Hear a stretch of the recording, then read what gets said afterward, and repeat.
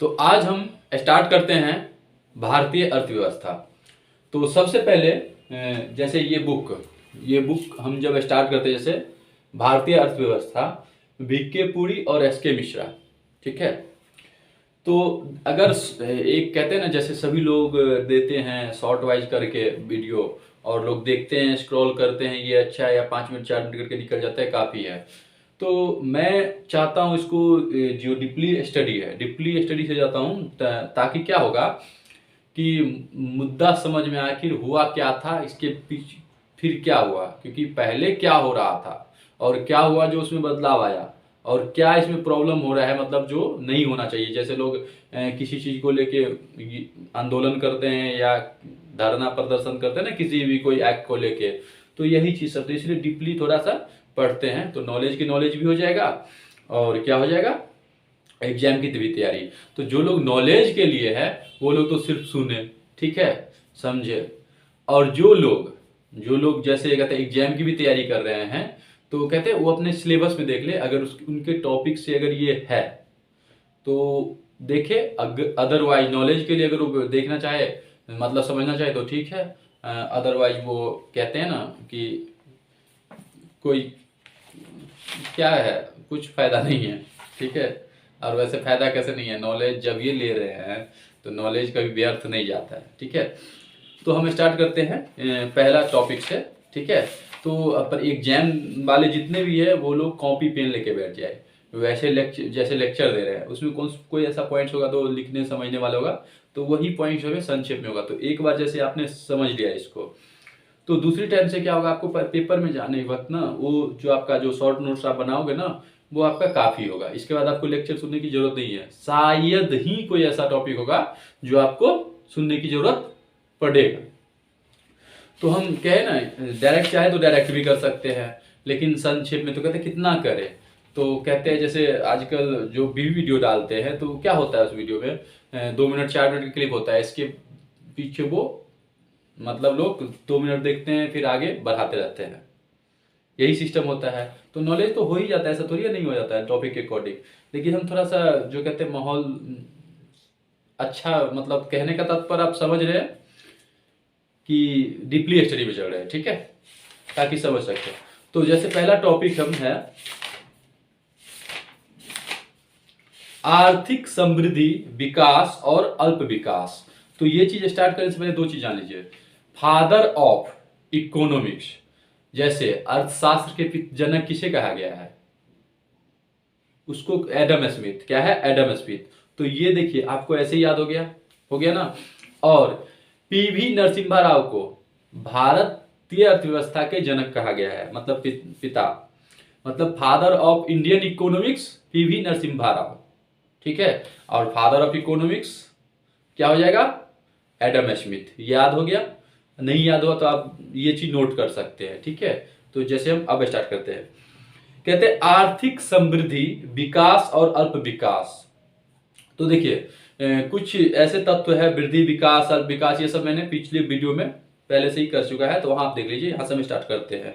ये देखिए, समझना है, सुनना है कहानी सबकी, क्योंकि डायरेक्ट अगर बोलना चाहिए तो डायरेक्ट ही हम बता सकते हैं, लेकिन यहाँ पे आपको मैंने अभी कहा ना, पर्पस होता है बुक को स्टडी कर रहे हैं, ठीक है, अच्छे से। तो कहते हैं आजकल सभी लोग आर्थिक समृद्धि की बात करते हैं। आजकल मतलब आप समझ रहे ना, जैसे कहते हैं ना आर्थिक समृद्धि है क्या, आर्थिक समृद्धि है क्या। तो कहते हैं और इस प्रकार के वातावरण, इन्वायरमेंट में अर्थशास्त्रियों द्वारा आर्थिक समृद्धि के सिद्धांत पर लगातार ध्यान देना और उसका विकास करना एक स्वाभाविक प्रक्रिया है। तो जो विभिन्न अर्थशास्त्री है, जैसे देखिए ये ABCDEFGH, अब देखिए यहाँ पे अलग अलग अर्थशास्त्री है, और अर्थशास्त्री किसे कहते हैं सब मैंने बैक वीडियो में दे दिया है। अगर उसी चीज को बार बार कहेंगे तो ऐसे ही एक ही वीडियो में वही बार बार रिपीट होगा, तो ठीक है। तो ये लिंक होता है एक दूसरे से, तो हम ऐसा करेंगे ताकि बोरिंग भी फील ना हो। तो 30 मिनट या 40 मिनट का वीडियो बना के जो है ना पार्ट 1 पार्ट 2 करके हम डाल देंगे, ताकि समझ में आ जाए। तो देखिए ये सब अर्थशास्त्री ABCD, ये सब क्या है, ये सब अर्थशास्त्री है, ठीक है। अब आर्थिक समृद्धि को ये पहले थोड़ा सा ही समझ लीजिए, फिर इसको डिटेलिंग करते हैं। ये कुछ और कहते हैं, ये कुछ और कहते हैं, ये कुछ और कहते हैं, ये कुछ और कहते हैं, ये सब अर्थशास्त्री। आप कहते हैं नाम, तो नाम जहां पे याद रखना हो तो हम बता ही देंगे अभी रीडिंग करते वक्त, तो आप पहले समझ लीजिए।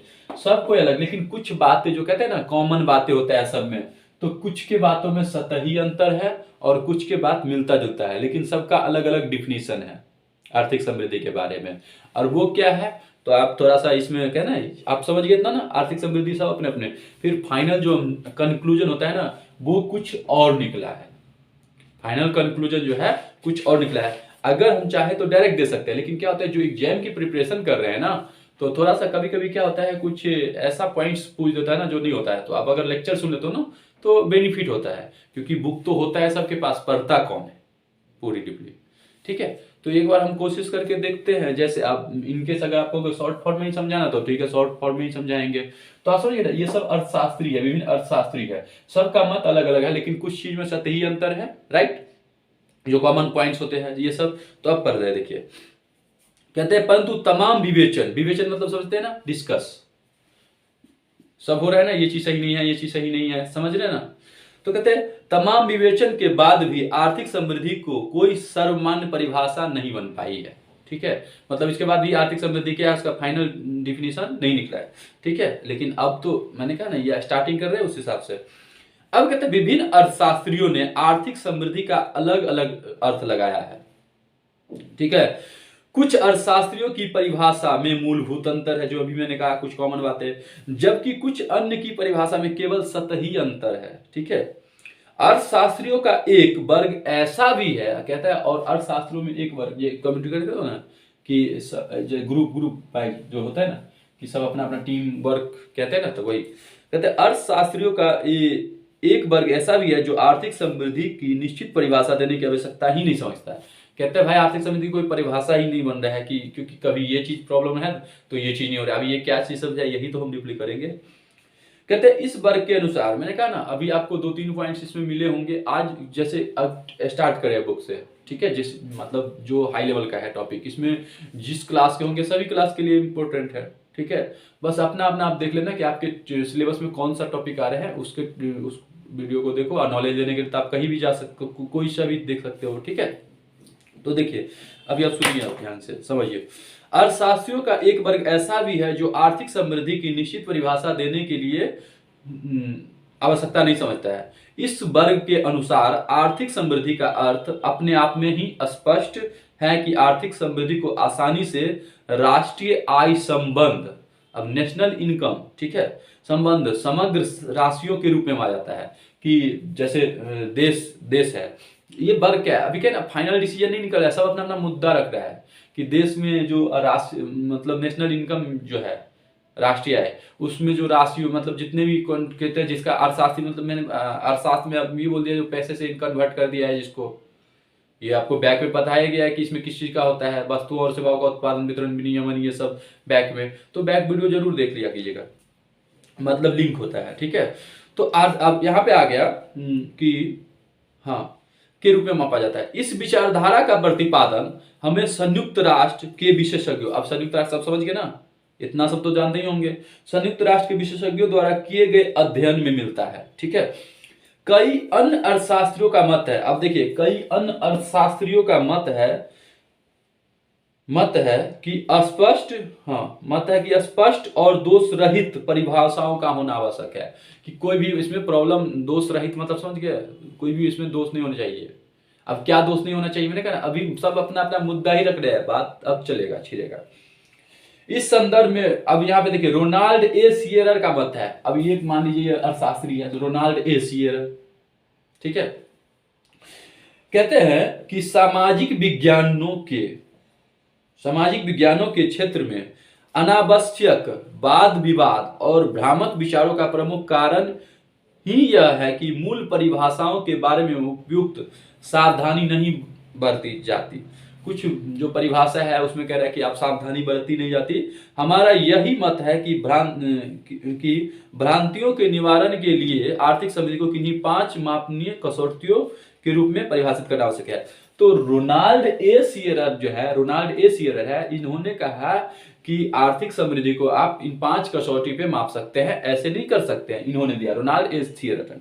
तो क्या कह रहे हैं, आर्थिक समृद्धि की संकल्पना क्या है, कॉन्सेप्ट ऑफ इकोनॉमिक ग्रोथ, ठीक है। उसी तरह से आर्थिक विकास की संकल्पना क्या है, वृद्धि समृद्धि और विकास में अंतर क्या है, और कहते हैं अल्प विकास का क्या अर्थ है, और इसके क्या इंडिकेटर है, क्या सूचक है, और अल्प विकसित देशों के क्या सामान्य लक्षण है। इस 5 मतलब कुछ कसौटियों है, और भी होंगे, तो कुछ इस कसौटियों पे विचार करना है, इसके बाद ही कह सकते हैं आर्थिक समृद्धि हुआ है या क्या है, नहीं है।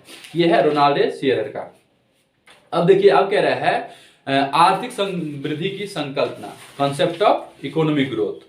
तो आप देखिए, कह रहे हैं अब यहाँ पे भी देखिए विभिन्न अर्थशास्त्री अपना अपना मत देंगे, ठीक है। इन्होंने अपना मत दिया रोनाल्ड ए सीयरर ने। अब कह रहे हैं आर्थिक समृद्धि को हम ऐसी वृद्धि के रूप में परिभाषित कर सकते हैं जो अत्यंत नीचे जीवन स्तर में फंसी हुई किसी अल्प विकसित अर्थव्यवस्था को अल्पावधि में ही ऊंचे जीवन स्तर पर पहुंचा सके। अब देखिए, ऐसे यहाँ इनका कहना, कहते हैं यहाँ पे अब आर्थिक समृद्धि की संकल्पना पे देखिए क्या कह रहे हैं अर्थशास्त्री। कहते हैं कोई अत्यंत नीचे जीवन स्तर पे है, मान लीजिए 6 क्लास का बच्चा है, और उनको मतलब है तो एक तरफ से मतलब एक डेवलप तो नहीं हुआ है, और उसको 6 क्लास में उसको 12वीं क्लास का नॉलेज दे दो, समझ गए, तभी समझेंगे आर्थिक समृद्धि है। यहाँ पे यही चीज है इनडायरेक्टली। आप देखिए ध्यान से सुनिए, एक बार रिपीट। आर्थिक समृद्धि को हम ऐसी वृद्धि के रूप में परिभाषित कर सकते हैं जो अत्यंत नीचे जीवन स्तर में फंसी हुई किसी अल्प विकसित अर्थव्यवस्था, अब अर्थव्यवस्था वहां पे अलग होगा, यहां समझाने के लिए मैंने दे दिया, आप समझ रहे होंगे, ठीक है, को अल्पावधि में ही उसे ऊंचे जीवन स्तर तक पहुंचा सके। तो यही हुआ ना कि जो टाइम है उस टाइम में नहीं होकर उससे ये चीज है। जो देश पहले से ही विकसित है उनमें इसका अर्थ होगा विद्यमान समृद्धि दरों को बनाए रखना। और जो कहते हैं पहले से 12वीं में है, यानी कहने का तात्पर्य पहले से विकसित है, तो कहते हैं आपको ये नॉलेज मेंटेनेंस रखना है, ठीक है, और उससे ऊपर करना है, ना कि नीचे की भूल गए, समझ गए ना। तो ये चीज है। अब देखिए यहाँ पे पॉइंट्स, ये देखिए है कुछ नहीं, और मुद्दा ये अभी लेक्चर ही चल रहा है, क्या चल रहा है कि सब अर्थशास्त्री अपना अपना मुद्दा दे रहा है, फाइनल डिसीजन जब निकलेगा तो 2 मिनट में क्लियर हो जाएगा, ठीक है, क्योंकि इन्हीं के अकॉर्डिंग चलना है, इनकी बात को काटना मतलब क्या है, आप समझ रहे हो ना कि हाँ।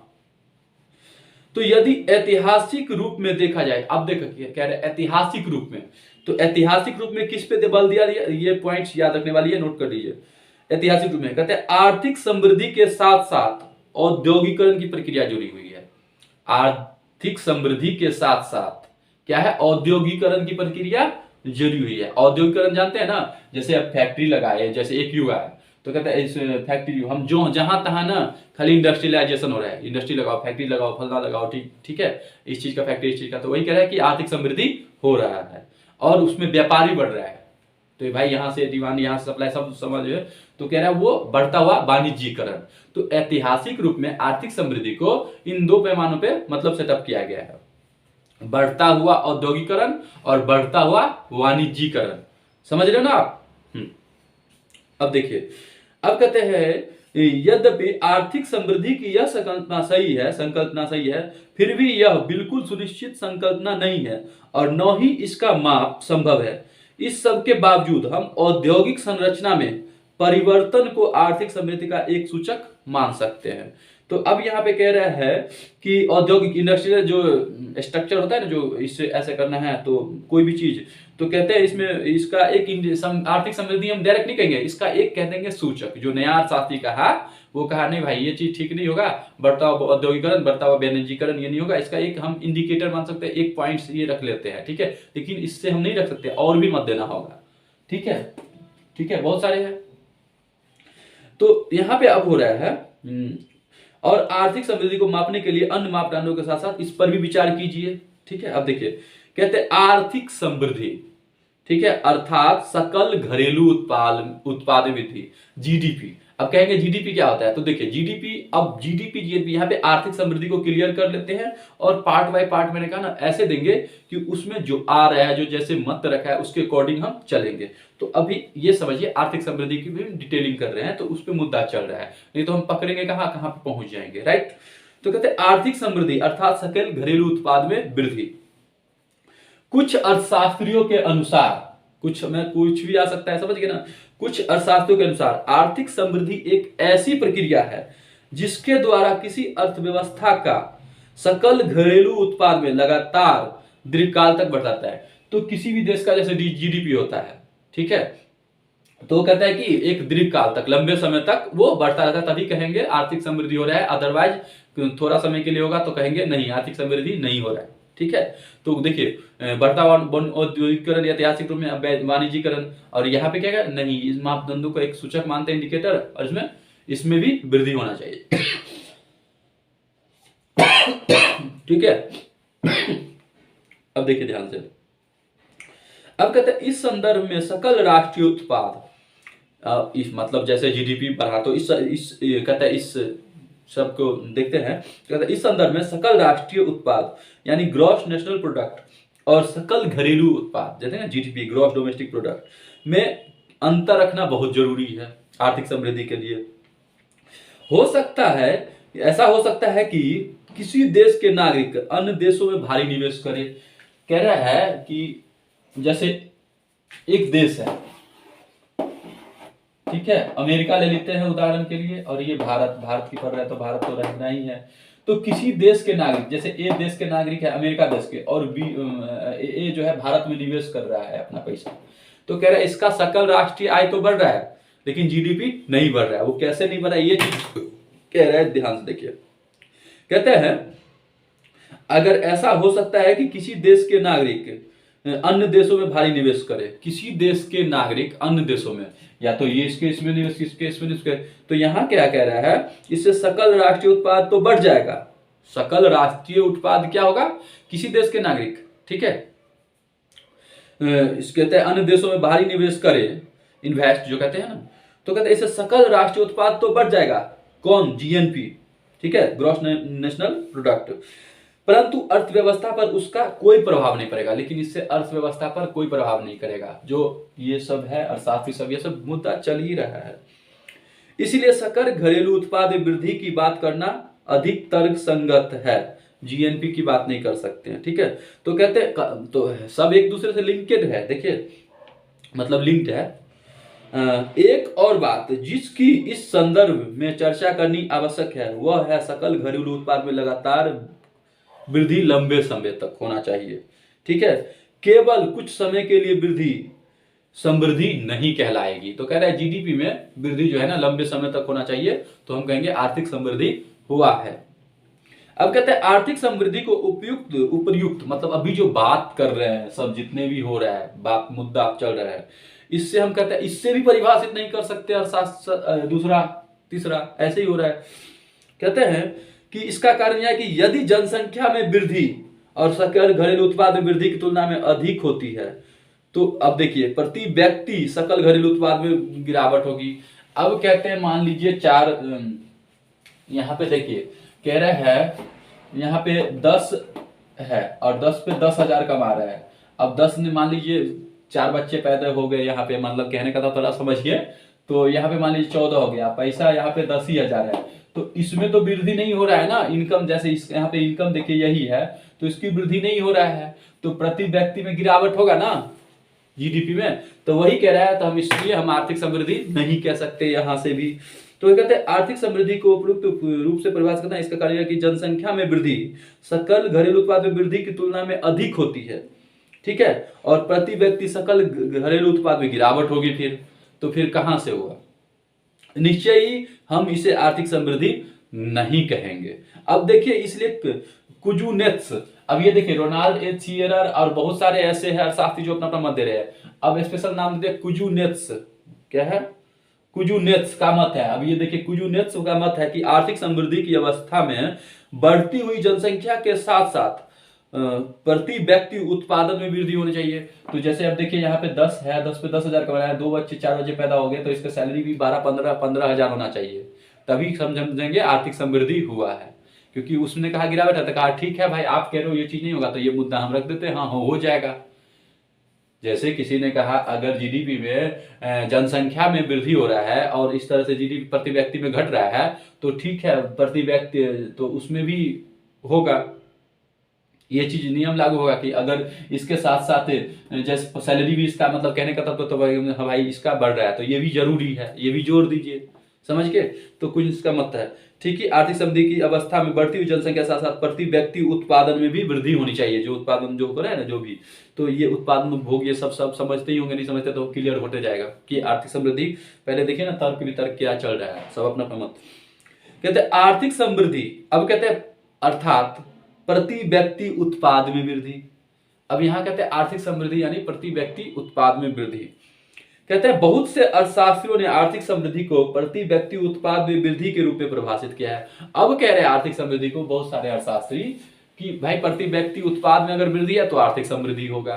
तो कहा भाई कैसे कह सकते हैं, तो मैंने कहा ना अभी मुद्दा ही चल रहा है। परंतु आर्थिक गतिविधियां एक जटिल प्रक्रिया है, उससे केवल प्रति व्यक्ति उत्पाद तक सीमित नहीं करना उचित है। कह रहा है भाई प्रति व्यक्ति उत्पाद तक नहीं सीमित होगा कि आर्थिक समृद्धि हो गया, प्रति व्यक्ति उत्पाद में वृद्धि होगा तब कहोगे आर्थिक समृद्धि हो गया। तो कैसे, तो मैंने कहा अभी हम फाइनल डिसीजन जो अभी टिपकारी मार रहे हैं, मतलब समझ रहे हो ना, जैसे एक घर बनता है तो टिपकारी मारो बाद में फाइनल टचअप दो, तो वो चीज होगा अभी। तो कहते हैं आर्थिक समृद्धि के दौरान बहुत से परिवर्तन होते हैं, इन परिवर्तनों की दिशाएं काफी अलग अलग हो सकती है। इन परिवर्तनों की दिशाएं काफी अलग अलग डायरेक्शन हो सकते हैं, दिशा में हो सकते हैं। हाँ, काफी परिवर्तनों की दिशाएं काफी अलग अलग हो सकती है। जैसे उदाहरण के लिए हो सकता है कि सकल राष्ट्रीय उत्पाद तो बढ़ रहा हो, जैसे कह रहा है कि दूसरा शास्त्री कह रहा है कि हो सकता है जीएनपी समझते हो ना, नहीं समझते तो मैंने कहा होगा, स्टेप बाय स्टेप सब कुछ करेंगे। पहले आर्थिक समृद्धि पर देखिए कितना चर्चा कर रहा है, अभी तक जीएनपी पे ही लटका हुआ है, अब फाइनल डिसीजन निकालेंगे। तो कहते हैं सकल राष्ट्रीय उत्पाद तो बढ़ रहा है लेकिन प्रति व्यक्ति उत्पाद में कमी हो रही है। फिर हम प्रति श्रमिक उत्पादकता तो बढ़ रही है परंतु प्रति व्यक्ति उपभोग कम हो रहा है। कहता है कि अब ऐसे समझो ना, कहता है कि यहाँ पे जैसे 10 फैमिली है, एक देश में 10 फैमिली है, 1 2 3 4, तो एक अब इसमें मान लो 85,000 में ना, 85,000 में कि मतलब आर्थिक समृद्धि होगा, लेकिन दूसरा फैमिली यहाँ पे गरीब होगा। ठीक है, वहां पे और भी बच्चे पैदा होंगे तो एक तरफ से वहां पे थोड़ा सा वही प्रॉब्लम हो रहा है, फिर इसकी कमाई नहीं हो रही है, उसका तो हो रहा है। एक घर में 10 है तो उसमें 10 की जगह 50,000 मिल रहा है, बाकी जगह 200 500 मिल रहा है, कहने का तात्पर्य। ठीक है, तो अभी तक आप इस बात को बस ऐसे समझिए कि डिबेट चल रहा है। ठीक है, अभी आप फाइनल निकालेंगे ही तो हम बोलेंगे ही। ठीक है, तो कह रहे हैं प्रति व्यक्ति उत्पाद में कमी हो रही हो या फिर प्रति श्रमिक उत्पादकता तो बढ़ रही हो परंतु प्रति व्यक्ति उपभोग कम हो रहा हो, इसलिए आर्थिक समृद्धि के सूचक के रूप में किसी एक चर राशि के चुनाव करते समय अत्यधिक सावधानी बरतनी चाहिए। ठीक है, अब कहते हैं यदि उद्देश्य लोगों के जीवन स्तर में हुए परिवर्तनों का अनुमान लगाना हो तो उपभोग स्तर में वृद्धि एक अत्यंत महत्वपूर्ण सूचक है। अब कहते हैं भाई उद्योग यहाँ पे कह रहे हैं उद्देश्य जो है, कह रहे हैं हाँ उपभोग जितना हो रहा है तो कह रहा है कि उसमें हाँ उपभोग स्तर में वृद्धि हो तो सूचक है। कहता है उपभोग भी एक प्रकार का सूचक है, किसमें, आर्थिक समृद्धि में। देखिए कितने बात हो रहा है, परंतु इससे आर्थिक समृद्धि का सर्वोत्तम सूचक इसलिए नहीं माना जा सकता है क्योंकि विकास प्रक्रिया के दौरान बहुत से अल्प विकसित देश जानबूझकर उपभोग स्तर को नियंत्रित करते हैं। तो कहते हैं भाई उपभोग, कहते हैं ना कितना उपभोग हो रहा है, ज्यादा उपभोग हो रहा है या कम उपभोग हो रहा है, तो वही कह रहा है कि बहुत सारे देश, अलग अलग देश, वो कह रहे हैं कि भाई इसमें नियंत्रित कर देता है कि भाई ज्यादा उपभोग हो रहा है थोड़ा कम करो या ज्यादा कम भी मत करो, उस हिसाब से रखो, ठीक ठाक रखो। तो हम इसे भी नहीं कह सकते आर्थिक समृद्धि है अभी मत। तो अब आर्थिक समृद्धि को अब कहते हैं परंतु निवेश प्रक्रिया तेज करके पूंजी निर्माण में वृद्धि करके आर्थिक समृद्धि, अब कहते हैं निवेश प्रक्रिया तेज करके पूंजी निर्माण में वृद्धि करके हम क्या कहते हैं आर्थिक समृद्धि को बढ़ा सकते हैं। तो कहते हैं इन्वेस्ट ज्यादा करेंगे। ठीक है, तो पूंजी वहां तो लगना ही है, जब ये इन्वेस्ट करें तो पूंजी निर्माण में वृद्धि तो होगा ही कि 10 रुपए का, वही जैसे आलू वाला सिस्टम है, समझ गए ना, तो पूंजी लगा रहे हैं, फिर इंडस्ट्रियलाइजेशन होगा, उसमें फिर इन्वेस्ट करेंगे, फिर वो चिप्स बन के निकलेगा तो क्या क्या होगा।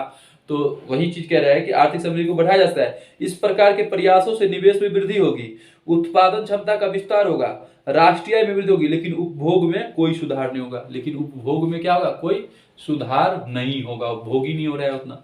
ठीक है, निश्चय ही हम इस प्रकार की स्थिति को आर्थिक समृद्धि कहेंगे, ये चीज कह रहे हैं। अब फाइनल टचअप शायद समय आ चुका है देने का। अब देखिए कुछ अर्थशास्त्री, अब ये अर्थशास्त्री सब है ना, ABCD सब में आ गया ना। हाँ, कुछ अर्थशास्त्रियों ने आर्थिक समृद्धि के विचार को संपत्ति और आय के न्यायपूर्ण वितरण जोड़ने की कोशिश की है। अब कुछ अर्थशास्त्री कहते हैं कि भाई आर्थिक समृद्धि, हम इन सब, आप जो इतना बातें कर रहे हो ये सब तो होगा, नहीं होगा वो नहीं कर, लेकिन ये भी चीज उचित है कि संपत्ति और इनकम, मतलब संपत्ति से जोड़ दिया, ठीक है, और की है। उनके अनुसार यद्यपि प्रति व्यक्ति उत्पाद वृद्धि आर्थिक समृद्धि को महत्वपूर्ण सूचक है, तथापि केवल उस पर ही निर्भर रहना उपयुक्त नहीं है जब तक कि नेशनल इनकम, राष्ट्रीय आय और संपत्ति की विद्यमान असमानताओं को कम किया नहीं जा सकता।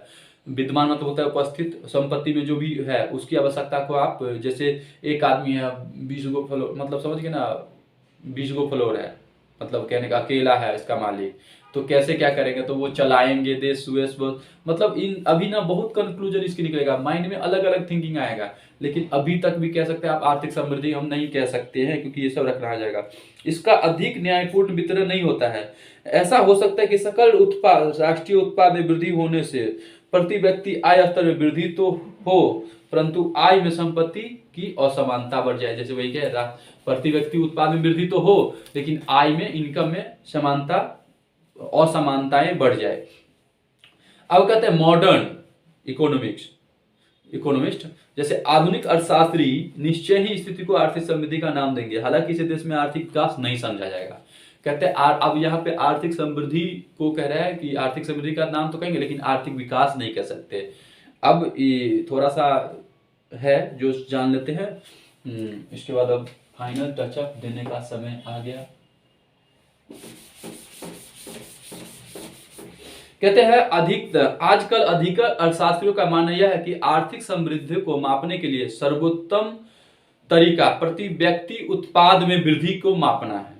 इसलिए भारत की आर्थिक समृद्धि से संबंधित समस्याओं पर विचार करते समय कहते हैं जो पुस्तक में प्रति व्यक्ति उत्पाद को यथोचित महत्व दिया गया है। तो यहाँ पे प्रति व्यक्ति उत्पाद पे कॉन्सेंट्रेट किया गया है, मतलब इसमें आर्थिक समृद्धि में, ठीक है। परंतु जैसा कि हम, इसलिए भारत के ठीक है परंतु जैसा कि हम समय समय पर कहेंगे, संरचनात्मक परिवर्तन में भी कम महत्वपूर्ण नहीं है। वस्तुतः कुछ स्थितियों में तो संरचनात्मक परिवर्तन अपेक्षाकृत अधिक महत्वपूर्ण होते हैं कुछ स्थितियों में। और जैसा कि अब देखिए चार्ल्स बीटलहाइम, जैसे ABCD में एक चार्ल्स बीटलहाइम है, इसने कहा है आर्थिक समृद्धि की चर्चा करते समय उद्देश्य केवल मात्रात्मक परिवर्तन ही नहीं देना चाहिए, बल्कि गुणात्मक परिवर्तन पर भी ध्यान देना चाहिए। तो कह रहा है, अब वही चार्ल्स बीटलहाइम कह रहा है कि आर्थिक समृद्धि की बात करते हैं तो सिर्फ मात्रा की नहीं। अब भाई 2 किलो चावल तो है, लेकिन चावल में घुन लगा हुआ है, तो फिर गुण तो है ही नहीं, तो चावल खाएंगे कैसे, मतलब समझ गए ना। तो गुणात्मक परिवर्तन भी होना चाहिए। केवल इससे प्रकार गुणात्मक परिवर्तन द्वारा ही अर्थव्यवस्था उच्च स्तर पर पहुंच सकती है। इस तरह से बीटलहाइम जो था, चार्ल्स बीटलहाइम। तो कहना सब अर्थशास्त्री अलग अलग अपना मुद्दा रखे, ये सब बात देखिए कितना हो रहा है। तभी कहते हैं कोई भी चीज जो पहले से, जो आजकल आप देखते होंगे न्यूज देखते हैं, तो सब अपना अपने बात मुद्दा रखता है, तो वो क्या चलता रहता है, डिस्कस चलता रहता है। डिस्कस के साथ साथ कभी कभी आर्गुमेंट हो जाता है। यानी डिस्कस वो हुआ जो आप लॉजिकली बात करते हैं, आप बैक में जाइए आपको पता चल जाएगा, और विदाउट लॉजिक में आता है तो वो आर्गुमेंट में हो जाता है। तो डिस्कस बेहद शेयर आता है, तो फाइनल जो कंक्लूजन जो अपना देते हैं ना, तब होता है उन बातों को मद्देनजर रखते हुए जो देता है ना फाइनल, तो वही होता है डिसीजन, फिर कि उस पर मुद्दा निकलता है। अब देखिए यहाँ कहते हैं आर्थिक समृद्धि की अवधारणा। अब करते हैं छिलका छुड़ाते हैं, आर्थिक समृद्धि की अवधारणा, कॉन्सेप्ट। अब जो किया फाइनल डिसीजन, सो देखिए ध्यान से। आप पहले इन समझ लीजिए, फिर एक बार और हम अपनी हिसाब से कर देंगे, ठीक है। तो पहले देखिए ऐतिहासिक रूप में, अब ये नोट डाउन करने वाला है। देखिए ऐतिहासिक रूप में आर्थिक समृद्धि से आप क्या समझते हैं, तो कह दिया है बढ़ता हुआ औद्योगिकरण और बढ़ता हुआ व्यापारीकरण, यानी वाणिज्यीकरण। तो देखिए क्या हुआ था ऐतिहासिक रूप में, मतलब ऐतिहासिक मतलब समझे पहले, ठीक है। पहले कह रहा है कि कहीं पे भाई जाके फैक्ट्री खोल दो, ये फैक्ट्री है, ये कुछ किसी चीज का फैक्ट्री खोल दो, यहाँ किसी चीज का फैक्ट्री, यहाँ फैक्ट्री, ये फैक्ट्री खोलते जाओ, तो भाई कहता है इंडस्ट्रियलाइजेशन हो रहा है, औद्योगिक सब इंडस्ट्री सब खुल रहा है, ये फलना चीज का इंडस्ट्री है, फलना चीज का इंडस्ट्री है, फलना चीज का इंडस्ट्री है, तो इंडस्ट्री यानी औद्योगिकरण। और यही पे हो गया भाई, इसके साथ साथ व्यापार भी हो रहा है, मतलब लोग आ रहे हैं, खरीद रहे हैं, जो भी हो रहा है व्यापारीकरण भी बढ़ रहा है, वाणिज्यीकरण। ठीक है, तो ये हो गया आर्थिक समृद्धि की अवधारणा, बढ़ता हुआ औद्योगिकरण और बढ़ता हुआ वाणिज्यीकरण। ठीक है, ये ऐतिहासिक रूप में हो गया, ध्यान रहेगा। अब इसी में कंसेप्ट कर दिया है, कहते हैं सैद्धांतिक रूप में। अब यहाँ पे देखिए सैद्धांतिक, लॉजिकल जो कहते हैं, अभी जो बात इतना तर्क वितर्क किया है, सब कुछ किया है, तो सैद्धांतिक रूप में कह रहा है कि आर्थिक समृद्धि को इस बात पे आप कह सकते हैं कि भाई आर्थिक समृद्धि हो रहा है। तो आप सिंपल लेवल पे समझा देंगे तो आप समझ ही जाएगा क्या है। तो सबसे पहले देखिए, कहते हैं आर्थिक समृद्धि को, यहाँ तो समझ गए ऐतिहासिक रूप में, अब ये लिखिए सैद्धांतिक रूप में आर्थिक समृद्धि को। सैद्धांतिक रूप में है, कह रहा है जीडीपी में वृद्धि, जीडीपी में, ग्रॉस डोमेस्टिक प्रोडक्ट में वृद्धि होना चाहिए। जीडीपी में क्या होना चाहिए? वृद्धि, जीडीपी में वृद्धि। दूसरा पॉइंट लिखिए जीएनपी में वृद्धि, जीएनपी में वृद्धि लिखिए, जीएनपी में वृद्धि। और तीसरा पॉइंट है प्रति व्यक्ति, अभी प्रति व्यक्ति जीडीपी में वृद्धि, प्रति व्यक्ति जो है जीडीपी में वृद्धि, लिखिए ना वृद्धि, आप लिखिए ना, इतना लिखेंगे तो ठीक है। और प्रति व्यक्ति जीएनपी में वृद्धि, अब प्रति व्यक्ति जीएनपी में वृद्धि। अब यहां पे कह रहे हैं प्रति व्यक्ति निवल घरेलू उत्पाद में वृद्धि।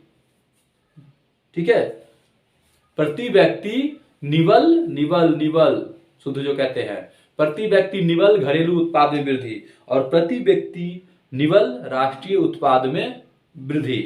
ये सभी, तो प्रति व्यक्ति निवल जीडीपी में, निवल घरेलू उत्पाद में वृद्धि, निवल घरेलू उत्पाद में वृद्धि, और आपका प्रति व्यक्ति निवल राष्ट्रीय उत्पाद में वृद्धि, शुद्ध जो कहते हैं ना। हाँ, तो इन मापमान पे अब देखिए, यहाँ पे पूरा तो हम डिस्कस किए थे आर्थिक समृद्धि में, लेकिन वो सब क्या था कुछ नहीं, लेकिन एक बार चर्चा में रोनाल्ड रेसियर, चार्ल्स विटल हाइल, अलग अलग। ठीक है, तो इस हिसाब से अब ये चीज अगर हो रहा है तो हम कहेंगे आर्थिक समृद्धि हो रहा है या नहीं हो रहा है। अब देखिए ध्यान से हम समझा रहे हैं, ये तो हो गया। अब देखिए आर्थिक समृद्धि, सबसे पहले आपको पहले भी हम बता चुके थे यहाँ पे आर्थिक, ये तो सब अर्थशास्त्री कर दिए। ठीक है, अब यही चीज जानना है, पेपर में भी यही चीज लिखना है, यहाँ ध्यान रहे। ठीक है, लेकिन चलिए ये कहानी रहेंगे ताकि आपको याद रहे ये सब। ठीक है, अब आर्थिक समृद्धि, चलिए उदाहरण दे रहे हैं। पहले देखिए आर्थिक मतलब आपको बहुत पहले से बता दिया कि पैसे से कन्वर्ट किसी चीज का मूल्य वर्धन कर दिया गया, आर्थिक क्रिया हो गया है। तो उसी तरीके से आर्थिक आप समझ गए ना, जैसे कहते हैं आर्थिक क्रिया क्या है, तो किसी भी वस्तु का मूल्य वर्धन आर्थिक क्रिया में आता है। तो यहाँ आर्थिक के पैसे से कन्वर्टिंग में आर्थिक हो गया है। तो समृद्धि यानी सम प्लस वृद्धि, यानी हर चीज में बराबर की वृद्धि, तो कहेंगे आर्थिक वृद्धि। अब जैसे देखिए मान लीजिए ये इंस्टीट्यूट है।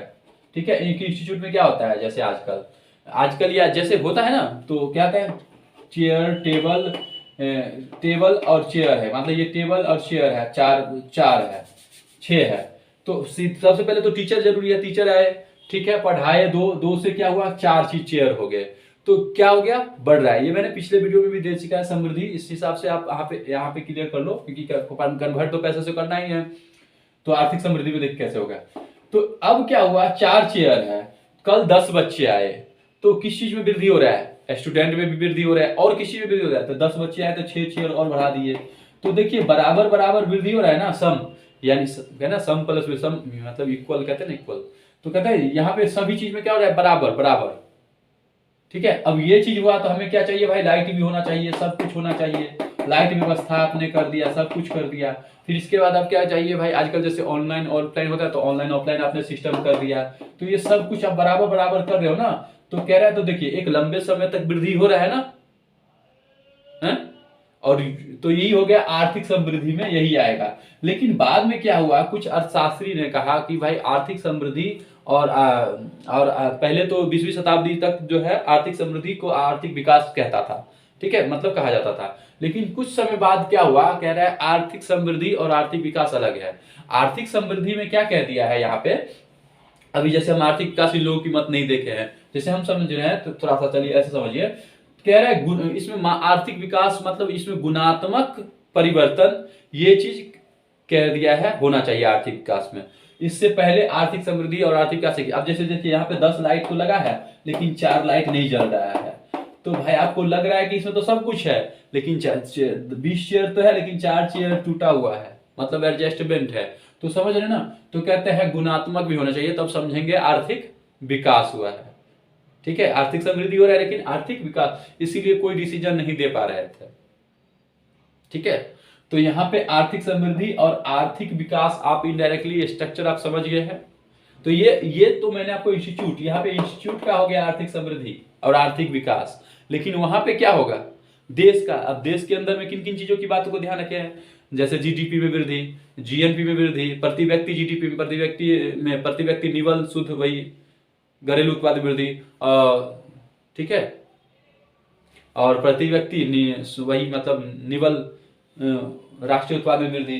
तो ये चीज आपको जैसे यहाँ पे ये पॉइंट्स मुद्दा रखे, टेबल कुर्सी ये सब इसमें मुद्दा है, तो वहां पे तो ये सब ऑटोमेटिक इंक्लूड हो जाएगा, क्योंकि हर व्यक्ति के वहां पे अलग अलग एक, क्योंकि देश है तो देश में तो 100 परिवार होंगे, तो उस हिसाब से प्रति व्यक्ति अब कैसे कितना जनगणना जो होता है ये सब क्या होता है, यही तो होता है। समझ रहे हो ना। तो आपको अभी आर्थिक समृद्धि समझना है, तो आर्थिक समृद्धि तो आप समझ गए होंगे ना एक तरफ से कि इतने चीज को मुद्दा है, वो चीज आपको पेपर में भी वही लिखना है, और लेकिन अब समझने के लिए बराबर बराबर मात्रा में जो एक तरह है सब अपना साथी अलग अलग है, तो फाइनल टचअप जो वही दिया था जीडीपी, भाई प्लास्टर कराओ, मतलब समझ गए ना, जीएनपी ये सब, और जीडीपी क्या है और जीएनपी क्या है और ये प्रति व्यक्ति ये सिस्टम सब, ये सब जैसे का टॉपिक स्टेप बाय स्टेप में, ताकि बोरिंग भी फील न हो। तो जैसे देखते हैं अब आर्थिक विकास, कहते हैं 20वीं शताब्दी के मध्य तक अर्थशास्त्र में आर्थिक विकास को अधिकतर आर्थिक समृद्धि के अर्थ में ही प्रयोग करते थे। तो कहते हैं 20वीं शताब्दी के मध्य तक, अब देखिए 20वीं शताब्दी, अब ये सब तो पता ही होगा ना, 20वीं शताब्दी के मध्य तक आर्थिक समृद्धि और आर्थिक विकास को ना कह रहा है भाई दोनों एक ही है। ठीक है, परंतु अब इन दोनों के कंसेप्ट में चेंज कर दिया है। जहां आर्थिक समृद्धि को राष्ट्रीय और घरेलू उत्पाद में प्रति व्यक्ति उत्पाद में वृद्धि के रूप में मापा जाता है, वहीं आर्थिक विकास में गुणात्मक पहलुओं पर भी विचार किया गया है। जो मैंने कहा लाइट तो लगा हुआ है लेकिन लाइट खराब हो गया तो इसको चेंज नहीं किया हुआ, भाई गुण तो होना चाहिए, टेबल तो है, मतलब समझ गए ना कि उसमें ये टूटा हुआ है तो बैठेगा कैसे, समझ रहे ना, कहने के लिए तो है। तो वही कह रहा है गुणात्मक पहलू पर विचार किया गया। अब केवल घरेलू उत्पाद, सकल घरेलू उत्पाद या सकल राष्ट्रीय उत्पाद तक सीमित न रहकर अर्थशास्त्रीय विकास प्रक्रिया पर ध्यान केंद्रित किया है। आर्थिक समृद्धि आप समझिए, अब आर्थिक विकास की प्रक्रिया पर केंद्रित किया है। इस संदर्भ में प्रसिद्ध पाकिस्तानी, अब देखिए अब यहाँ पे क्वेश्चन है कि कौन से ऐसे है, तो देखिए महबूब उल हक का कथन अत्यंत महत्वपूर्ण है। जो प्रसिद्ध पाकिस्तानी थे महबूब उल हक का कथन महत्वपूर्ण। अब इसीलिए मैंने कहा था कुछ नाम होता कुछ नहीं है, नाम एक बार ध्यान में आ गया ना तो क्या पता आजकल एग्जाम ही है, इंटरव्यू है, कहीं पे कुछ भी पूछ देता है, समझ गए ना। अब वो चीज जब इंटरव्यू की क्लास लेंगे तब हम कहेंगे ना, अभी तो लगेगा ना कि इसमें भाई इसका क्या मतलब है, तो उसमें माइंड देखा जाता है ना, कॉन्फिडेंस देखा जाता है, माइंड देखा जाता है ना, कि कितना नाम याद कितना रखेंगे आप। ठीक है, तो टॉपिक से दूसरा नहीं होता इंटरव्यू में, तो कुछ भी तो वही है कि एक रिलेटिव टॉपिक होना चाहिए। तो हाई लेवल की जब एग्जाम की तैयारी करते हैं तो उसमें टॉपिक ही अलग होते हैं। जैसे अभी हम कहते हैं जब पढ़ते रहते कोई टॉपिक चला था तो उसमें घूम जाते हैं, तो ध्यान रखिए। अब यहाँ तो कहते हैं अर्थशास्त्री, पाकिस्तानी अर्थशास्त्री महबूब उल हक का यह कथन अत्यंत महत्वपूर्ण है। विकास की प्रमुख समस्या गरीबी की समस्या, गरीबी की सबसे भयानक किस्मों के पर सीधा प्रहार करना है। कहते हैं गरीबी, भूखमरी, बीमारी, अशिक्षा, बेरोजगारी, असमानताएं जैसी समस्याओं के उन्मूलन को विकास के मुख्य लक्षणों में शामिल किया जाना चाहिए। तो कहते हैं ये सब जो बातें हैं ना, तो विकास में जैसे क्वालिटी सब पर बल दीजिए। भाई कोई गरीब है तो गरीब नहीं होना चाहिए, भाई खड़ा क्यों बैठा है, सही से बैठे, मतलब सभी पे बल दीजिए आप। सो दिया है आर्थिक विकास में। अब 20वीं शताब्दी के मध्य तक वो था आर्थिक समृद्धि आदि विकास, इसके बाद इस पे बल दिया। अब कहते हैं हमें यह सिखाया गया था कि सकल राष्ट्रीय उत्पाद को बढ़ाया जाना चाहिए क्योंकि इससे गरीबी का निवारण होगा। कहते हैं उन्होंने सबको बताया गया था भाई तुम सकल राष्ट्रीय उत्पाद बढ़ा दो, इससे गरीबी हट जाएगा। जैसे कहते हैं ना आजकल तुम ये करो, इससे, अब मैंने कहा कुछ भी टॉपिक तो कुछ भी ले सकते हैं, जैसे कहते तुम ये पढ़ो तुम ये बन जाओगे, तुम ये पढ़ो बन जाओगे, लेकिन पेपर में क्या आता है कुछ और। तो बाद में पता चलता है नहीं ये चीज नहीं है, हमें पढ़ने के लिए गेस्ट पेपर पढ़ना पड़ता है, और यहाँ से ले तो भाई करंट में रहो, जो अभी रिसेंटली होता है। तो वही चीज यहाँ कह रहा है कि अब समय आ गया है कि अब हम इस संबंध को उलट दे, मतलब पुराने स्थिति। कहते अब जरूरत इस बात की है कि हम मुख्यतः गरीब पर ध्यान केंद्रित करें, ठीक है। इस जरिए सकल राष्ट्रीय उत्पाद को अपने आप उचित महत्व मिल जाएगा। अब इस तरह कह रहे हैं जीडीपी को अपने आप, जब गरीबी हटाएंगे तो अपने आप जीडीपी बढ़ जाएगा, ठीक है। दूसरे शब्दों में सकल राष्ट्रीय उत्पाद वृद्धि दर कम और उनकी संरचना पर अधिक ध्यान जरूरी है। और दूसरे में कहते हैं कि सकल राष्ट्रीय उत्पाद में वृद्धि दर कम, कि सकल राष्ट्रीय उत्पाद में थोड़ा वृद्धि कम भी होगा तो चलेगा, लेकिन उनकी जो संरचना स्ट्रक्चर जो है उस पर विशेष ध्यान दीजिए। तो ये देखिए मैंने अभी कहा आर्थिक समृद्धि आप समझ चुके हैं, और आर्थिक विकास भी शायद समझ ही चुके होंगे कि गुणात्मक दे दिए और ये सब चीजों हटाओ। अब यहाँ पे देखिए है तो कुछ नहीं, आर्थिक समृद्धि आपका कहना सही है, आर्थिक समृद्धि आर्थिक विकास सही है।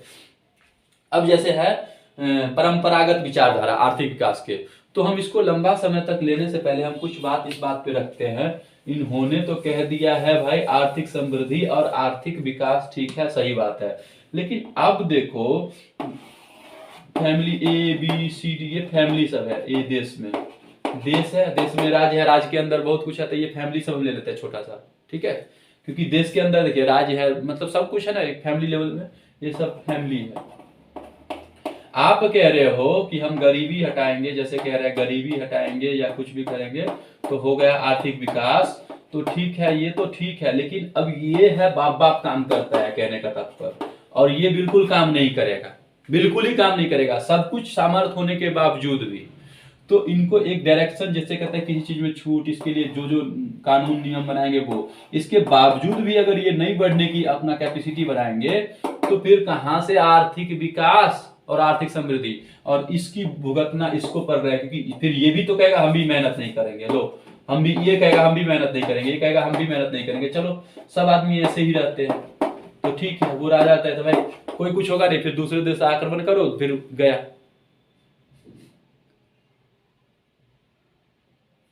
हुआ ना। तो यही चीज कहते हैं, आप तो ठीक है कह रहे हो आर्थिक समृद्धि आर्थिक विकास सब ठीक है, सब चीज हो रहा है, लेकिन ये सबको समझना जरूरी है।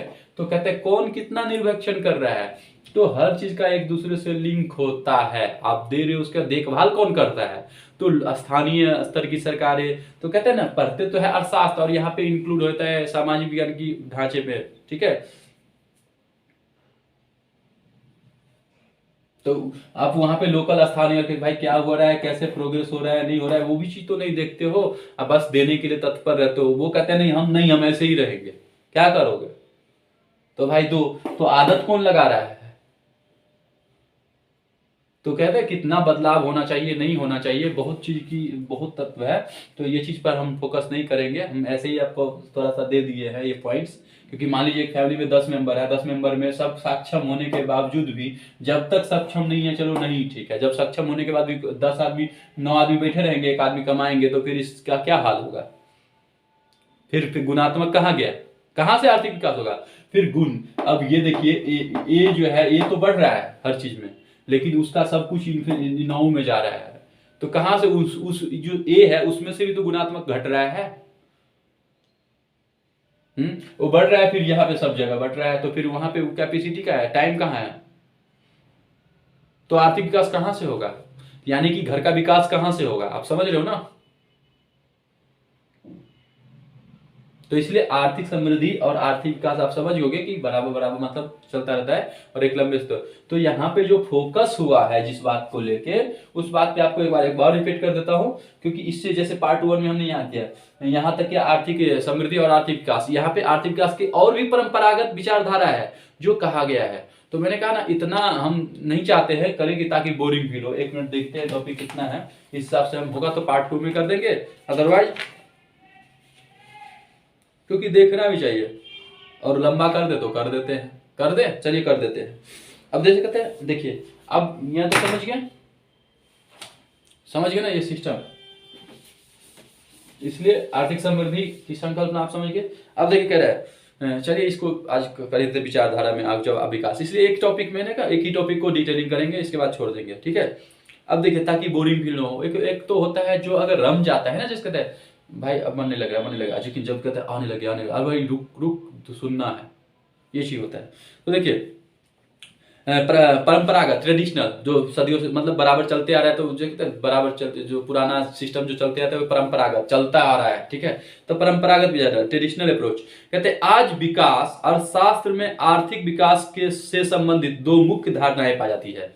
अब कहते हैं आज जो है विकास अर्थशास्त्र में आज मतलब अर्थशास्त्र में आज जो है आर्थिक विकास को दो धारणा दिया गया है। कहते हैं पहली धारणा परंपरागत धारणा कहा जाता है और आर्थिक विकास को आर्थिक समृद्धि के रूप में परिभाषित की जाती है। और पहली धारणा क्या है, जो कहा है ट्रेडिशनल अप्रोच जो कहा गया है, जो कहते हैं आर्थिक समृद्धि ही आर्थिक विकास है। पहला तो कॉन्सेप्ट ये ले लिया आर्थिक विकास में, और दूसरा कह रहा है परंपरागत विचारधारा में आर्थिक विकास की ऐसी स्थिति है जिसमें सकल राष्ट्रीय या घरेलू उत्पाद में 5 से 7% प्रति वर्ष की दर से बढ़ता रहे।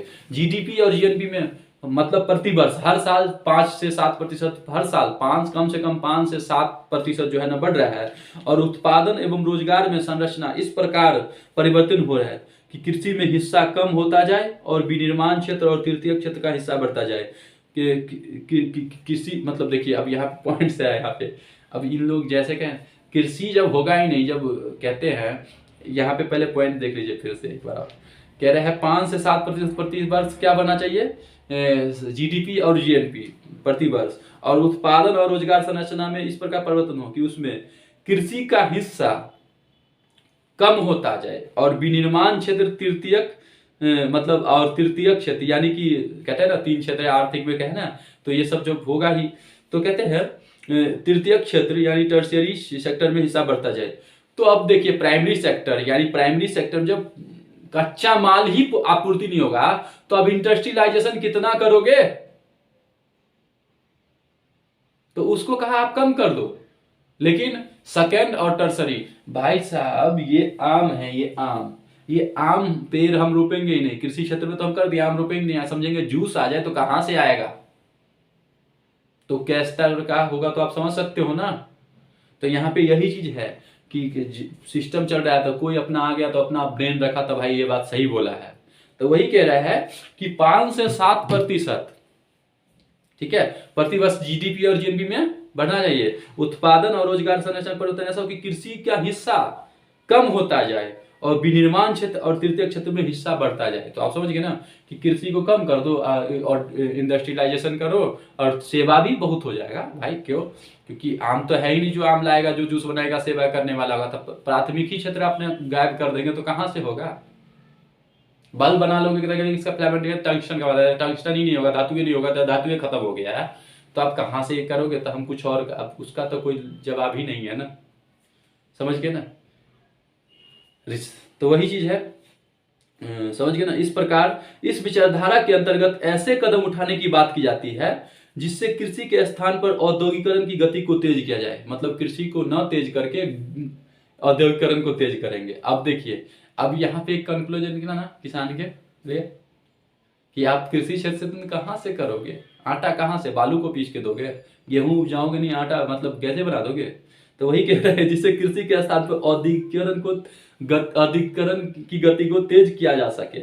गरीबी निवारण, आर्थिक असमानताओं में कमी और रोजगार के अवसरों में वृद्धि जैसे उद्देश्यों की मात्र चर्चा भर की जाती है और यह मान्यता ले ली जाती है कि सकल राष्ट्रीय उत्पाद में वृद्धि और प्रति व्यक्ति उत्पाद में वृद्धि होने की बाकी उद्देश्यों को अपने आप धीरे धीरे प्राप्त कर लिया जाएगा।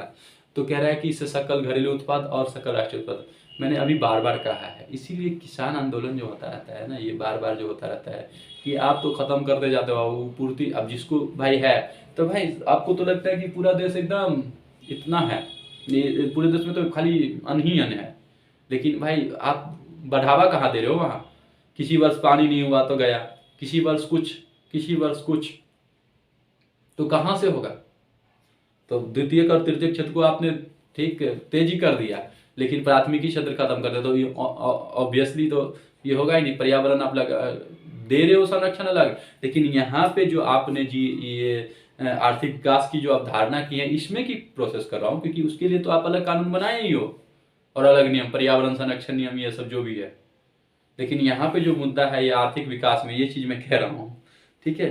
तो खैर चलिए, ये हम इनके अकॉर्डिंग चले कि आर्थिक विकास तो आप समझ ही गए होंगे और आर्थिक समृद्धि समझ गए, तो हम लोगों के तथ्य ले रहे हैं। अर्थात सकल राष्ट्रीय उत्पाद में प्रति व्यक्ति आय में वृद्धि के लाभ रिस कर अन्य क्षेत्रों को प्रभावित करेंगे। इससे समृद्धि का रिसाव प्रभाव जो है कहा जाता है। इसे समृद्धि का रिसाव प्रभाव, मतलब जो आर्थिक समृद्धि होना है तो उसका मतलब रिसाव, मतलब आप समझ गए, थोड़ा आराम रस्ते रस्ते जो कहते हैं ना, मतलब काम हो रहा है, जैसे कहते हैं ना धरती पर पानी रखते हैं डाल के रिसाव होके चला जाता है, तो ये सब जो होगा ना, तो यही कहते हैं प्रति व्यक्ति आय में वृद्धि से लाभ रस कर अन्य क्षेत्रों को प्रभावित कर। प्रति व्यक्ति में जब ये आय में वृद्धि होगा तो कहते हैं सभी को होगा, लेकिन होगा कहाँ से? आर्थिक विकास की नई विचारधारा। अब कह रहा है ये तो उस समय का, अब देखिए यही चीज त्रुटि सब जो होता है ना, जो क्लियर होता है, तो सब अलग अलग होते हैं। तो एक बार पहले विचार आता है, फिर इसको तोड़ने वाला, जैसे कहते हैं ना कि गलत सही मॉडिफाई करो, तो ये चीज है वितरण विनियमन जो कहते हैं। तो आर्थिक विकास की नई विचारधारा, तो कहते हैं new view of economic development. कहते हैं जब व्यवहारिक तौर पर यह देखा गया कि 20वीं शताब्दी के छठे और सातवें दशक में अल्प विकसित देशों की लगभग 40% जनसंख्या को आर्थिक समृद्धि से कोई लाभ नहीं हुआ है। मतलब आर्थिक समृद्धि तो हुआ था, लेकिन देखा गया कि आर्थिक समृद्धि से जनसंख्या को कोई लाभ नहीं हुआ है, तो यानी विकास नहीं हुआ है। आप तो ऑटोमेटिक समझ गए। तो इसकी स्थिति में यह सुधार, किसी तरह का सुधार नहीं हुआ, तो बहुत से अर्थशास्त्रियों ने परंपरागत विकास विचारधारा को तिलांजलि दे दी। मतलब कहा भाई, देखा कि 40% जनसंख्या को आर्थिक समृद्धि, मतलब जितने भी अब अल्प विकसित देश समझ गए ना, ये सब बैक वीडियो में है, ठीक है। बार बार नहीं रिपीट करना चाहते कि लंबा लेंदी हो जाएगा, ठीक है। क्योंकि ये तो है नहीं कि आप है तो यहाँ ऑफलाइन, तो चलो भाई ये यहाँ पे वीडियो का सेटअप भी क्या होता है ऑनलाइन ऑफलाइन कि कर रहे हैं, तो भाई आप पार्ट बाय पार्ट देखते जाइए, नहीं तो एक ही पॉइंट 10 बार आएगा तो 10 बार क्लियरिफिकेशन तो नहीं होता है, क्योंकि आपको पता है ना कि 2-2 मिनट देखने की आदत हो गई है, 1 मिनट में जज करेंगे, बहुत कुछ निकल जाएगा। खैर अभी ये देखिए, तो वही कहते हैं बहुत सारे ऐसे अल्प विकसित देश थे जहां पे कह रहे हैं 40% जनसंख्या को आर्थिक समृद्धि से कोई लाभ नहीं हुआ। आर्थिक समृद्धि तो हुआ, लेकिन जनसंख्या, जैसे कि ना बैठे थे, जाते तो थे, लेकिन बैठे रहते थे, हम खड़े रहते थे, कुर्सी टूटा हुआ रहता था, समझ गए ना। तो वही कह रहा है, तो इसलिए कहा इसको, मतलब किसको, ये पुराना को विदा करो। मतलब जैसे कहते हैं ना आजकल की भाषा में कि जैसे कोई चीज डायरेक्ट कैसे कहे, जैसे नहीं रहता है तो क्या करते हैं उसको, तो वही कहता है यहाँ पे परंपरागत विधान को बहुत सारे ने विदा कर दिया कि भाई आप दूसरा सिस्टम करेंगे। अब इनडायरेक्टली देखो वो सिस्टम तो है ही, प्लस इनमें इंक्लूड कर दिया, ठीक है। 8वें दशक में आर्थिक विकास की संकल्पना को पुनः परिभाषित किया गया, और 8वें दशक में, 20वीं शताब्दी के 8वें दशक में आर्थिक विकास की संकल्पना को पुनः परिभाषित किया गया। आर्थिक विकास का मुख्य उद्देश्य गरीबी, अब देखिए यहाँ पे क्वेश्चन बन गया फिर से लेटेस्ट मॉडल में, आर्थिक विकास की मुख्य उद्देश्य ये था गरीबी, असमानता और बेरोजगारी का निवारण करे, मतलब इस सबको दूर करे। इस दौर में पुनर्वितरण के साथ समृद्धि, ठीक है, का नारा दिया गया। इसी समय में क्या किया, 8वीं दशक में, ठीक है, कि पुनर्वितरण का नारा दिया गया। इसी संदर्भ में चार्ल्स पी किंडलबर्गर, अब देखिए मैंने कहा ना ये सब है कुछ नहीं, अब नाम याद रखिए, था यहाँ पे आर्थिक समृद्धि और आर्थिक विकास, लेकिन बस सबकी विचारधारा सुन रहे हैं, ठीक है, ठीक है। आर्थिक विकास की परिभाषा प्रायः लोगों के भौतिक कल्याण में सुधार के रूप में की जाती है। अब आर्थिक विकास में भौतिक कल्याण वही गरीबी, ठीक है, असमानता, बेरोजगारी, ये सबको हटाया गया, लोगों के भौतिक कल्याण में सुधार की जाती है। जब किसी देश में खासकर नीची आय वाले लोगों के भौतिक कल्याण में बढ़ोतरी हुई है, जब कहता है कि देश में कि भौतिक कल्याण में बढ़ोतरी हुई है, अब देखिए ध्यान से थोड़ा सा पॉइंट, हाँ, जनसाधारण को अशिक्षा, बीमारी और छोटी उम्र में, ठीक है, मृत्यु के साथ साथ गरीबी से छुटकारा मिलता है। कृषि लोगों का मुख्य व्यवसाय न होकर औद्योगिकरण होता है। अब कहता है कृषि लोगों का मुख्य व्यवसाय न होकर औद्योगिकरण होता है। अभी मैंने कहा था ना, पहले आपको समझा दिए थे कि कृषि पे बढ़ावा ना इंडस्ट्रियलाइजेशन में दीजिए, ठीक है, तो आम ही नहीं आएगा तो जूस कहाँ से बनेगा, ठीक है। कार्यकारी जनसंख्या का अनुपात बढ़ता है और आर्थिक तथा दूसरे किस्म के निर्णयों में लोगों की भागीदारी बढ़ता है तो अर्थव्यवस्था का रूप बदलता है। तो हम कह सकते हैं कि देश विशेष में आर्थिक विकास हुआ है। तो कह रहा है कि वो कहेंगे कि भाई देश विशेष में आर्थिक विकास हुआ है। समझ गए? तो है कुछ नहीं, मैंने कहा ना आर्थिक विकास की पहले अब थोड़ा सा है, बस 10 मिनट के बाद इसको बंद करते हैं, तो नेक्स्ट वीडियो में करेंगे, नहीं तो बोरिंग भी फील ना हो। क्योंकि मेन तो समझना था आर्थिक समृद्धि और आर्थिक विकास। अब वो चाहे तो हम पहले से ही कट के कर देते, लेकिन इन सब का मत रख लिए तो तभी तो समझेंगे क्या चीज़ गलत हुआ था, क्या चीज़ सही हुआ था। तो विभिन्न, तो कौन कितना का नाम याद रखे और क्या करे।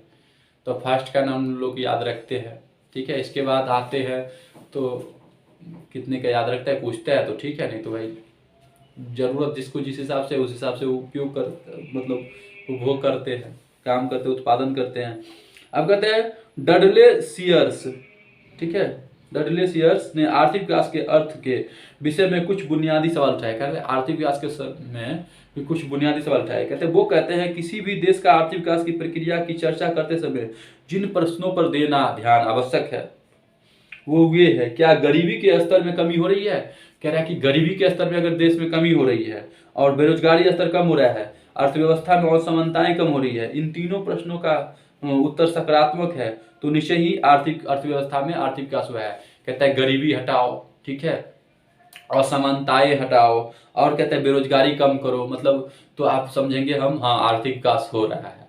टूटा कुर्सी हटाओ, समझ गए ना, खराब चीज सब हटाओ तो समझेंगे। लेकिन इंसान तो इंसान होता है ना, फिर तो वही चीज है ना, सब इंसान को बेटा दो थोड़ा कम पढ़ा लिखा है तो भाई उसको पढ़ाओ जबरदस्ती, तो वही चीज हो गया। परंतु यदि इनमें से एक या दो या सभी प्रश्नों का उत्तर नकारात्मक है तो आर्थिक विकास कहना अनुपयुक्त होगा, फिर चाहे प्रति व्यक्ति आय दोगुनी क्यों न हो जाए। फिर कहता है चाहे प्रति व्यक्ति आय दोगुनी क्यों न हो जाए, लेकिन ये तीन चीज अगर नहीं है तो हम आर्थिक विकास नहीं कहेंगे। इनडायरेक्टली गुणात्मक जो मैंने कह दिया वो।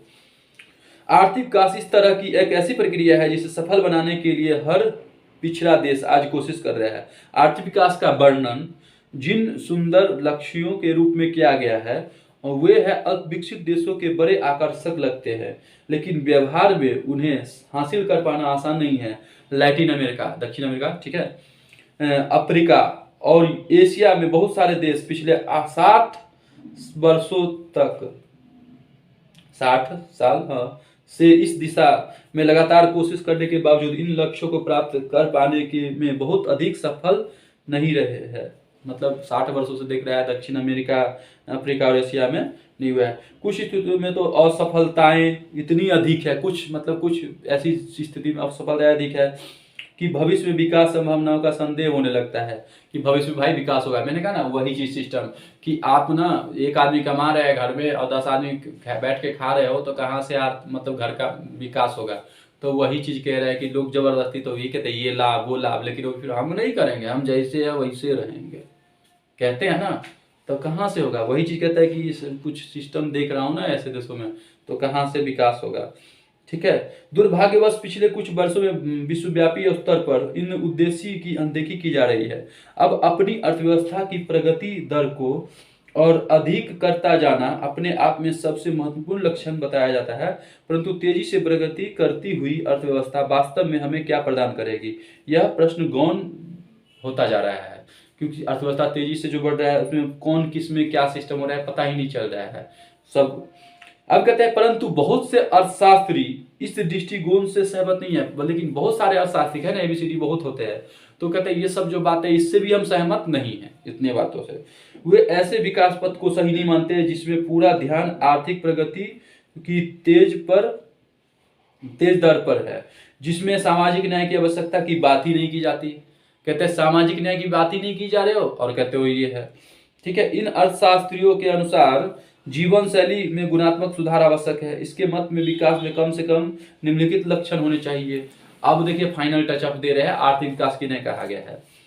जीवन के एक आधारिक स्तर को बनाए रखने के लिए आवश्यक वस्तुओं की आपूर्ति, ठीक है, और इन वस्तुओं को बेहतर वितरण मतलब डिस्ट्रीब्यूशन। ठीक है, अब कहते हैं अधिक आय स्तरों, अधिक रोजगार अवसरों और संस्कृति पर ध्यान केंद्रित करके जीवन स्तर में सुधार।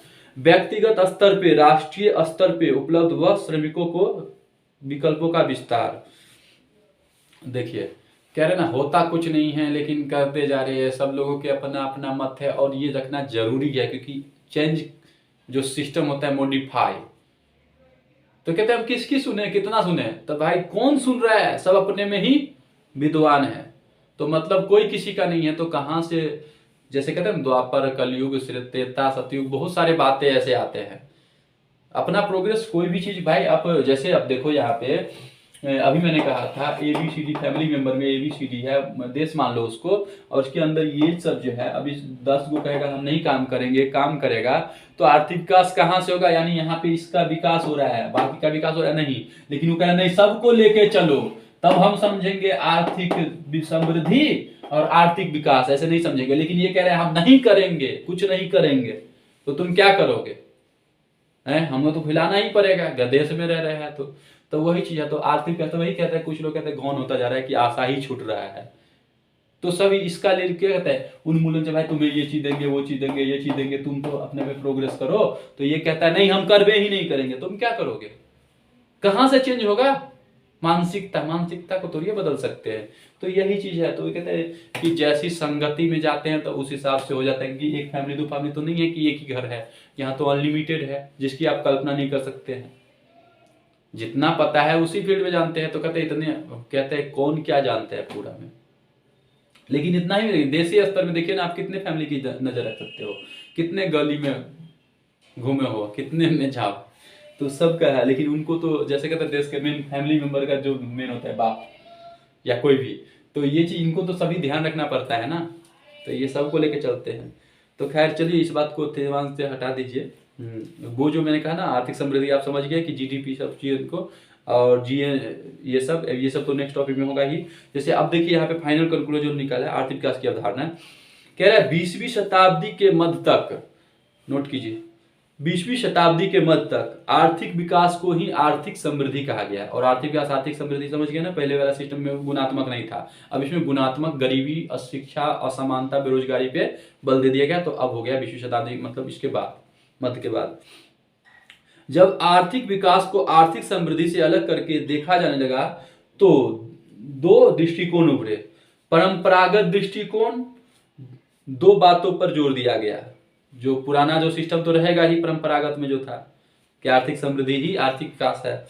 अब दूसरा, इसके बाद और कुछ अतिरिक्त बात जोड़े गए, कहते हैं सकल घरेलू उत्पाद में 5 से 7% प्रति वर्ष या उससे अधिक की वृद्धि होना चाहिए GDP में, देश में, ठीक है। कृषि से उद्योग और तृतीय क्षेत्र में अवश्य की ओर अर्थव्यवस्था को संदर्भ। अब यहाँ पे पॉइंट है, देखिए कृषि क्षेत्र को आप कम रखिए चलेगा, लेकिन सेकेंडरी और टर्सरी इस 2 क्षेत्र में आप उसको बढ़ावा दीजिए, तो हम समझेंगे यहाँ पे आर्थिक विकास हो रहा है।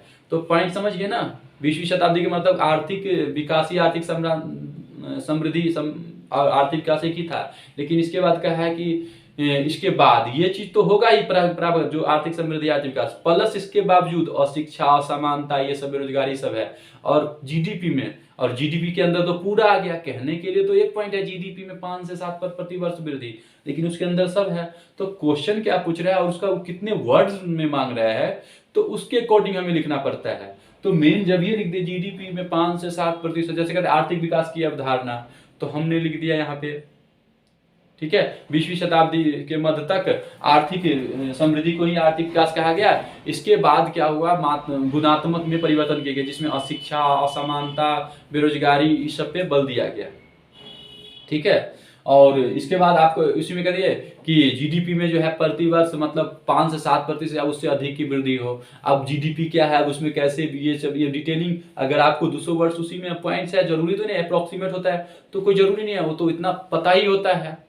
नहीं पता है तो फिर पढ़ क्यों रहे, फिर तब एक ही में 500 लाइन लिखो फिर, ठीक है। और एक पॉइंट क्या था, कृषि तथा कृषि से हटा के, मतलब कृषि को कम कर दीजिए और उद्योग मतलब सेकेंडरी और टर्सरी सेक्टर में आप ना बढ़ावा दिए, उसमें बढ़ावा दीजिए, उसकी संरचना में परिवर्तन कीजिए। अब कहते हैं आर्थिक विकास के नए दृष्टिकोण, अब लेटेस्ट आर्थिक विकास के नए दृष्टिकोण में भौतिक कल्याण में वृद्धि। भौतिक जगत में जो है भाई ये गरीब क्यों है, ये सबको हटाओ, ठीक है। खास उन लोगों को भौतिक कल्याण में जिनकी आय बहुत कम है, इनकम, गरीबी का निवारण, आय असमानता तथा बेरोजगारी का निवारण भी शामिल है। तो आर्थिक विकास में ये चीज हो गया। इस प्रकार आर्थिक विकास का उच्च आदर्श रखे गए तो पाने की से देश कहते, इसलिए तो कहते हैं हर देश, तो मैंने अभी कहा ना वो होगा ही, वो कैसे नहीं होगा। एक फैमिली तरक्की कब करेगा, जब उसके जैसे सब अगर मान लीजिए मिच्योर हो गए, जब तक नहीं है तो जैसे मान लीजिए छोटे बच्चे हैं, इसकी अभी कैपेसिटी नहीं है, तो इनको अगर जैसे पैसा है तो इसमें इन्वेस्ट कर रहे हैं, तो ये मतलब कहने का तात्पर्य यहाँ पे अगर आर्थिक संबंधित हो रहा है तो इन्वेस्ट कर रहा है, जैसे कहीं पढ़ा लिखा रहा है तो इसमें जब गुण आ गया, इसके बावजूद ये कुछ नहीं करेंगे तो ये तो बेरोजगारी है ना। तो कुछ क्यों नहीं करेंगे, करना ही नहीं चाहेंगे, बेरोजगारी मिले करना ही नहीं चाहेंगे, तो क्या करेंगे, कहां से हो जाएगा। तो यही चीज क्या है, तो इस मानसिकता को कौन प्रहार करेगा, तो मानसिकता पे है, तो एक डर बहुत सारे इसमें है। तो ये सब जो कहते हैं ना आध्यात्मिक में जब पॉइंट्स होता है कोई मोटिवेशनल, तो कैसे करेंगे उसके अकॉर्डिंग जब डायग्राम बनाएंगे तो समझाएंगे। तो यहाँ पे आर्थिक विकास और आर्थिक समृद्धि समझ चुके हैं, लेकिन इसमें क्या देखे हमने, देखे कुछ नहीं। यहाँ पे जो मुद्दा और जो लोग बातें करते हैं तो उनके बातों को मद्देनजर रखते हुए हम समझते हैं कि भाई ऐसा ऐसा बात है, क्या बरबरा रहा है, क्या बरबरा रहा है, क्या हो रहा है। तो होता कुछ नहीं है, सब बोलते हैं, कोई इधर से बोल रहा है, कोई इधर से, देख रहे ये कैसे बोल रहा है, इसका स्टाइल मुझे अच्छा लगता है, इसका स्टाइल, लेकिन जब फाइनल डिसीजन निकला तब भाई ये है। तो समझ गए ना, आर्थिक समृद्धि और आर्थिक विकास में अंतर, ठीक है, आज के हिसाब से, ठीक है। लेकिन कौन करेगा, वो इंसान ही नहीं होगा तो कहां से होगा। इंसान मतलब कहने का तात्पर्य इंसान ही नहीं करना चाहेगा तो कहां से होगा। सरकार मौका देंगे ही लेकिन करना ही नहीं चाहेंगे, क्यों नहीं होगा। अब वो जो अब जैसे करंट अफेयर पढ़ाएंगे, कहाँ पे गलती हो रहा है, कहाँ पे सही हो रहा है, तो हम कौन होते हैं, हम तो बस उसकी विचार दिखा रहे हैं आपको सिस्टमेटिक। कृषि क्षेत्र को कम किया जा सके लेकिन द्वितीयक तृतीयक में बढ़ाया जा सके, ये आर्थिक विकास की अवधारणा है। अब क्या कह सकते हैं, समझ रहे हो ना पॉइंट्स, यही चीज है। पर्यावरण संरक्षण वो अलग टॉपिक हो गया, लेकिन यहाँ पे आर्थिक विकास में ये चीज इंक्लूड। तो वही कि ना, कोई चीज अगर यहाँ नहीं है, कोई नहीं, यहाँ से हटा दोगे ना मुझे वहां, तो फिर जाना ही है। तो यही है, तो आर्थिक विकास और आर्थिक समृद्धि हो गया। अब इसको देखिए संक्षेप में, अगर आप लोग ने देख लिया होगा 1 घंटे का, तो इसमें तो कुछ लोगों की बात भी पता चल गया, किसने क्या मद्देनजर रखा हुआ, कौन कैसी बातें कर रहा है, किस हिसाब से एक्सप्लेन कर रहा है। लेकिन फाइनल जो क्वेश्चन आंसर जिस तरह से मैंने बताया अभी कि लिखना है, राइट डाउन करना है, तो मेन पॉइंट लिख लीजिए। तो एग्जाम में आपको वही चीज काम आएगा। एग्जाम में आपको क्या आएगा काम, वही जो आर्थिक समृद्धि का जो कंसेप्ट जो मैंने बताया था, जो वहाँ पे मतलब कि क्या है जीडीपी जीएनपी से संबंधित, और ये आर्थिक विकास में कि वो सब होना चाहिए, और ये चीज वो चीज नोट डाउन कर लीजिए। तो आप इसीलिए मैंने कहा एक कहानी ध्यान रखिए, मतलब जितना भी ये हुआ है, कहते हैं ना इसी पे तो इतना मुद्दा चला है। और इसके बाद आप देखिए पेपर में जब जाओ ना, तो आप उसी टॉपिक को पढ़ के जाओ। तो आर्थिक विकास, जैसे आर्थिक विकास से आया टॉपिक तो आप फटाक से कह दोगे, आर्थिक समृद्धि से आया फटाक से कह दोगे। अब नाम बहुत सारे रहते हैं, तो नाम आपको याद नहीं है तो कोई दिक्कत नहीं है, छोड़ दीजिए क्वेश्चन, कितना याद रखिएगा, क्योंकि 4 यही तो नहीं पूछेंगे। हाँ कहेगा स्पेशली आर्थिक विकास चैप्टर का है, तो आप जान लीजिए। तो बहुत सारे अर्थशास्त्री है अलग अलग, तो आप 2 नाम याद रखे हैं, father of Indian economics PV Narasimha Rao, और फादर ऑफ इकोनॉमिक्स इसको कहा गया है एडम स्मिथ, ठीक है। नेक्स्ट टॉपिक में जैसे होगा तो इसको हम पार्ट बाय पार्ट करके देंगे। तो यहाँ पे कॉम्पिटिटिव में ऑल इन वन में काम आ जाएगा ना, ठीक है। तो जैसे अब पार्ट टॉपिक होगा तो पहले इसको तो टॉपिक पहले पूरा कर देंगे। जैसे इसमें टॉपिक में जो था हमारा आर्थिक समृद्धि विकास और अल्प विकास, तो इसमें हम आर्थिक समृद्धि और आर्थिक विकास के बारे में जाने हैं। जैसे अब विकास अब समृद्धि तो चीज हम इनडायरेक्टली बता ही चुके हैं, लेकिन इसमें जो है डिटेलिंग इसके अकॉर्डिंग करके इसका पार्ट बाय पार्ट में करके दे देते हैं, ओके।